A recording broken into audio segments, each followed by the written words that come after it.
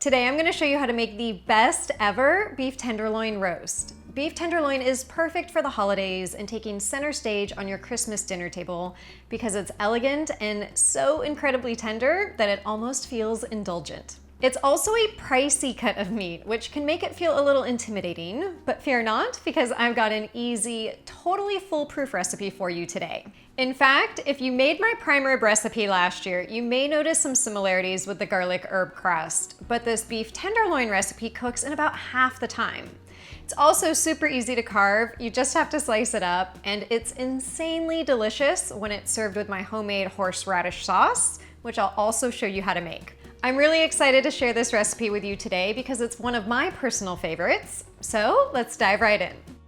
There are 3 important pieces of kitchen equipment you need for this recipe, including a 12-inch oven-safe pan, either stainless steel or cast iron like this one, some kitchen twine to tie up the tenderloin, and this is really important because the meat comes in somewhat of an oblong shape, and an instant read thermometer to ensure that you cook the meat to the perfect temperature, which for me is medium rare, but your preference may be different.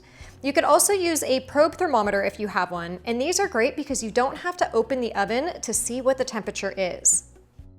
When you go to the butcher, ask for a whole beef tenderloin that's about 4 to 4.5 pounds. That's what I'm using today.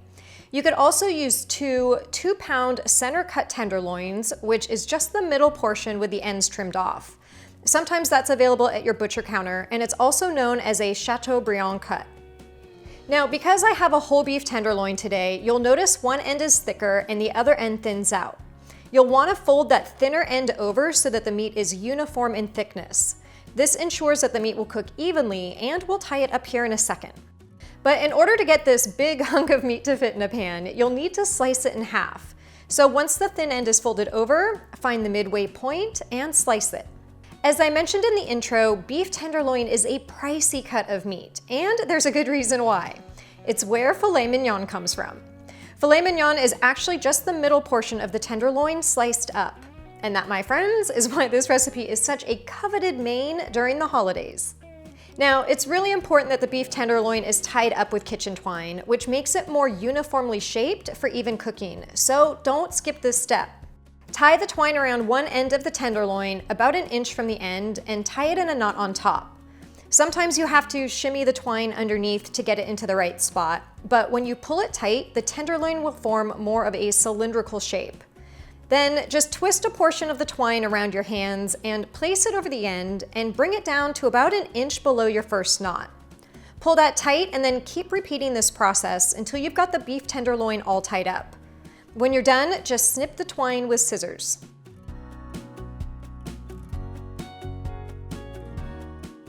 If you find that it's difficult to tie the beef tenderloin this way, you could also cut 6 to 8 individual pieces of twine about 10 to 12 inches in length, place them under the beef tenderloin next to each other, 1 inch or so apart, and then tie individual knots on top. It's really up to you. But when you're done, you'll have tied up that tucked end of meat, and as you can see, both pieces are now uniform in thickness. Place the beef tenderloin on a plate and let it come to room temperature, which will take about 1 to 2 hours. All right, while you're waiting on the tenderloin, you can make 2 things, the herbed butter mixture and the homemade horseradish sauce. To make the herbed butter, place 6 tablespoons of softened butter into a small mixing bowl and mince 6 garlic cloves on top. Then peel the leaves off of a few fresh sprigs of rosemary and finely chop it. You'll want about 1 teaspoon of finely chopped rosemary. You'll do the same thing with fresh thyme, just remove the leaves by sliding your fingers down the stem, then finely chop about 1 teaspoon or so and add it to the mixing bowl. If your butter is softened to room temperature, this should be really easy to mix up with either a fork or spoon, and once it's fully combined, just set that to the side. To make the homemade horseradish sauce, add ½ a cup of sour cream to a small mixing bowl. And if you want to make this dairy-free, feel free to swap in your favorite store-bought dairy-free sour cream, or you can use my cashew sour cream recipe from my website. To that, add 2 tablespoons of prepared horseradish. Horseradish has a strong, pungent flavor like wasabi, but when it's mixed with these other creamy ingredients, it's softened into the most delicious flavor. Add 1 tablespoon of mayonnaise, 1 tablespoon of finely chopped chives for a pop of herby greens, and 1 teaspoon of Dijon mustard for that perfect punch of spice. Lastly, add a 1/4 teaspoon of kosher salt and a sprinkle of freshly ground black pepper. Give that a stir to mix it all up, and if you'd like, you can transfer it to a serving bowl and top it with a little bit more fresh chives so that it's ready to be served when the tenderloin is done. Okay, back to the beef tenderloin. Preheat your oven to 425 degrees Fahrenheit or 220 degrees Celsius, and then pat the tenderloin with a few paper towels to remove any excess moisture. Sprinkle it with 1 teaspoon of kosher salt and a good amount of freshly cracked black pepper. Rub that in with your hands, flip it over, and then repeat this process on the other side, making sure the seasoning is fully coated all over the meat.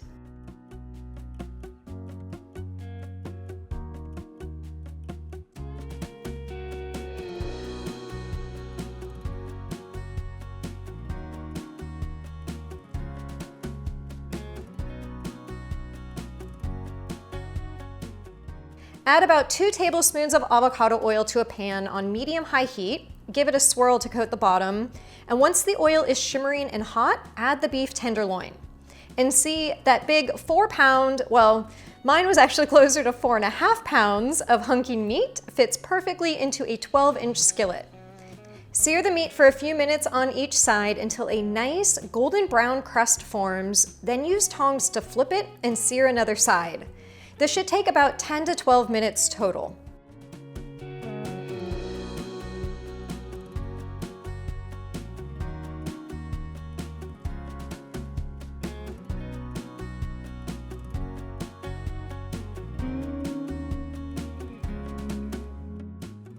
Once all the sides have a beautiful golden brown crust, spoon your herbed butter mixture on top. It will start to melt right away, but that's fine. The butter will melt down the edges and the garlic and herbs will stay on top. If you're using a probe thermometer, you can insert it now and then transfer the whole pan to the oven. In about 15 to 20 minutes, you'll have perfect medium rare meat when the temperature reaches 120 degrees. But if you'd like it cooked to a more medium level of doneness, I've got a temperature chart on the full blog post on my website.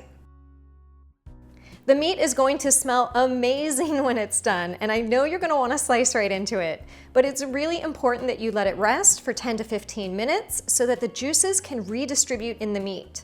That's how you get the most succulent and tender slices of beef tenderloin. But while you're waiting, you can snip the twine and remove it from around the meat.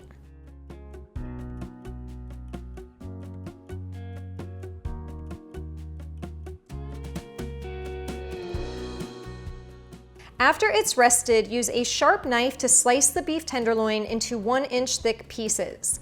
Now, I know this doesn't look medium rare on video, but you'll have to trust me that it is. It's just the studio lights from filming are shining right on it, but you'll see how perfectly pink it is when I change camera angles, like in these shots.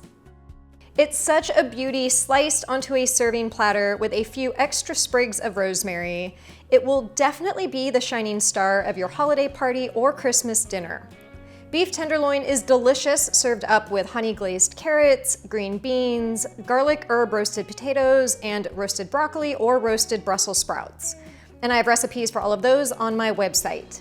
But today I'm just going to plate a few pieces and top it with the horseradish sauce. It's simple, classic, and literally just melts in your mouth.